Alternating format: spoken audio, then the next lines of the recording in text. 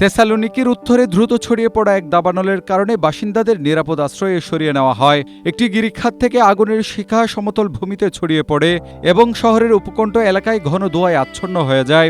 Video ফুটেজে দেখা যায় বিশাল এলাকা জুড়ে আগুনের লেলিহান শিখা জ্বলছে এবং ধোঁয়া রাতের আকাশের কুণ্ডুলি পাকিয়ে উঠছে। শনিবার সন্ধ্যায় জরুরি টেক্সট বার্তার মাধ্যমে অ্যান্তোপোলি, ফিলুথেই এবং গালিনি এলাকার বাসিন্দাদের বাড়িঘর ছেড়ে চলে যাওয়ার নির্দেশ দেওয়া হয়। হেলেনিক ফায়ার সার্ভিস জানিয়েছে, স্থানীয় সময় রাত 8:30 একটি পাহাড়ি গিরিখাতে আগুনের সূত্রপাত হয় এবং দ্রুত তা ঝোপঝাড়পূর্ণ এলাকায় ছড়িয়ে পড়ে। এতে কোনো বাড়িঘর ক্ষতিগ্রস্ত না হলেও বেশ কিছু ব্যবসায়িক প্রতিষ্ঠান ক্ষতিগ্রস্ত হয়েছে। গ্রিসে গ্রীষ্মকালীন দাবানলের মৌসুম পুরোদমে শুরু হওয়ার সাথে সাথে হালকিডিকি উপদ্বীপ এবং কিলকিস এলাকার কাছাকাছি স্থানেও আরও কয়েকটি অগ্নিকাণ্ডের খবর পাওয়া গেছে।